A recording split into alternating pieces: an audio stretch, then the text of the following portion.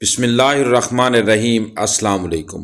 وہ پنجاب پولیس میں انسپیکٹر تھا اور بڑے دھڑلے کا انسپیکٹر تھا، لیکن پھر اس سے ایک ایسا فعل سرزد ہوا جس کی وجہ سے اس کی ملازمت چلی گئی۔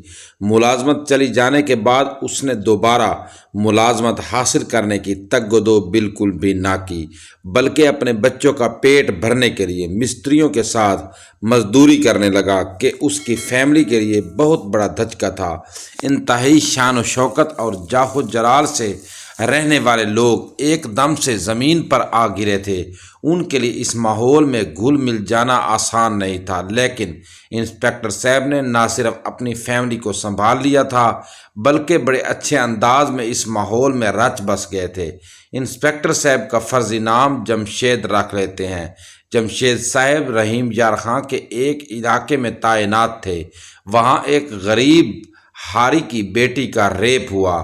ریپ کرنے والے وہاں کے ایک وڈیرے کے گن مین تھے۔ اس وڈیرے کے سیاست میں کافی اثر و رسوخ تھا۔ جب غریب ہاری اپنی بیٹی کی شکایت لے کر پولیس اسٹیشن میں پہنچا تھا تو اس کے پہنچنے سے پہلے وڈیرے کی طرف سے اس کے سیاسی آقاؤں کی سفارش پہنچ چکی تھی۔ مجھ پر شدید دباؤ تھا کہ میں کسی بھی طرح وڈیرے کے گن مینوں پر FIR درج نہ کروں، بلکہ اس غریب ہاری اور اس کی بیٹی کو ڈرا دھمکا کر واپس بھیج دوں۔ اگر وہ پھر بھی باز نہ آئیں تو ان پر چوری اور منشیات کا مقدمہ درج کر کے ان کو تھانے میں بند کر دوں۔ مجھے یقین تھا کہ اگر میں یہ کام کر دیتا تو جتنے بڑے بڑے لوگوں کی سفارشیں آئی تھی وہ لوگ مجھ سے خوش ہو جاتے اور میرا ایک رینک ضرور بڑھ جاتا۔ گو کہ پولیس والوں کو بہت کم آتا ہے، لیکن نہ جانے کیسے میرے دل میں اللہ تعالیٰ کا خوف آ گیا۔ میرے ذہن میں سوال آیا کہ اگر کسی دن میں اپنی بیٹی کے ساتھ یوں کسی پولیس اسٹیشن میں بیٹھا ہوا اور میرے ساتھ اتنا ظلم ہو چکا ہوا تو مجھ پر کیا بیتے گی، اور جب میں قانونی مدد لینے جاؤں گا تو قانون الٹا مجھ پر ہی منشیات اور چوری کا مقدمہ درج کرے گا تو میرا کیا رہ جائے گا۔ یہ بات سوچنے کے بعد میں نے اللہ تعالیٰ کے خوف سے میں لرز اٹھا۔ میں نے غریب ہاری کی بیٹی کا میڈیکل کروانے کا کہا اور ساتھ ہی یہ فیصلہ کر لیا کہ میں ان گن مینوں کے خلاف سخت سے سخت FIR درج کروں گا اور سخت ایکشن لوں گا۔ لیکن میری حیرت کی کوئی انتہا نہ رہی۔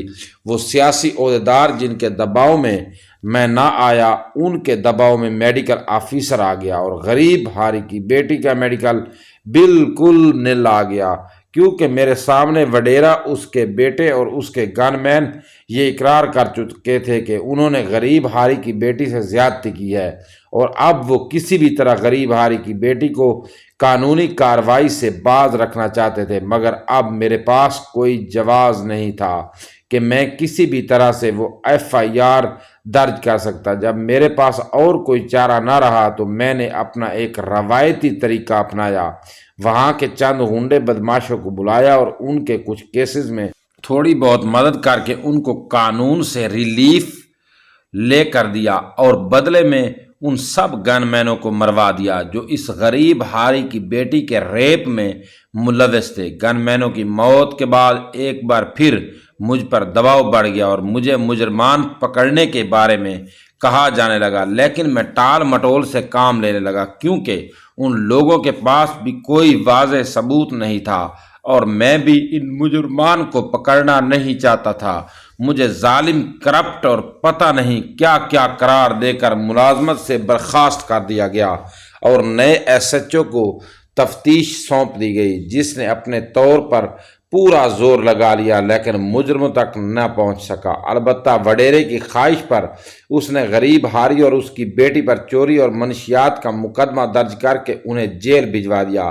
کیونکہ اب میرے پاس کوئی اختیار نہیں تھا، اس لیے میں اس باپ بیٹی کی کوئی مدد تو نہیں کر سکتا تھا۔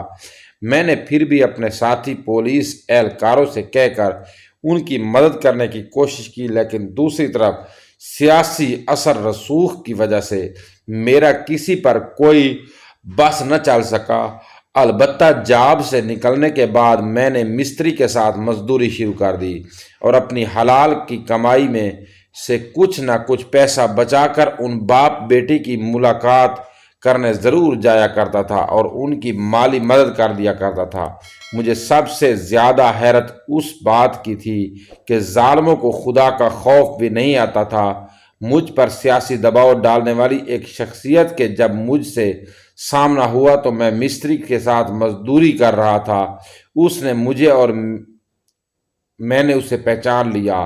اس نے مجھے طنز کرتے ہوئے کہا کہ اگر اس دن میری بات مان لی ہوتی تو آج اس جیسے کئی مستری تیرے اشارے پر ناچ رہے ہوتے جس مستری کے اشارے پر تو ناچ رہا ہے۔ میں نے اس کو کہا کہ شکر الحمدللہ، میں جس حال میں ہوں خوش ہوں، مجھے کسی سے کوئی گلہ نہیں۔ وہ اپنی بات کر کے آگے بڑھ گیا اور میں اپنے کام میں مشغول ہو گیا۔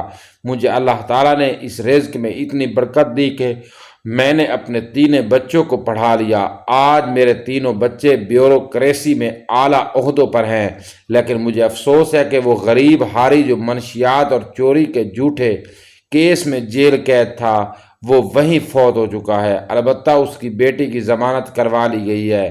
آج جب وہی سیاستدان میرے بچوں سے ملنے کے لیے آتے ہیں تو ہم انہیں صرف گھر کے مہمان خانے میں ٹھہراتے ہیں اور انتہائی روب و دب سے ان سے بات کرتے ہیں اور ان کو بتاتے ہیں کہ آج ہم تمہارے محتاج نہیں۔ مجھ سے اکثر میرے جاننے والے اور سب پولیس اہلکار، میرے ساتھی دوست پوچھتے ہیں تم نوکری چھوڑ دینے کے باوجود اتنے کامیاب کس طرح ہو گئے؟ تو میں ان کو جواب دیتا ہوں کہ یہ سب کچھ میرے ایک ظلم کا صلہ ہے مجھے ملا ہے۔ وہ ظلم جو میں نے ان 3 وڈیرے کے گن مینوں پر کیا وہ ظلم نہیں، انتقام تھا، اور بس یہی میری کامیابی کی وجہ ہے۔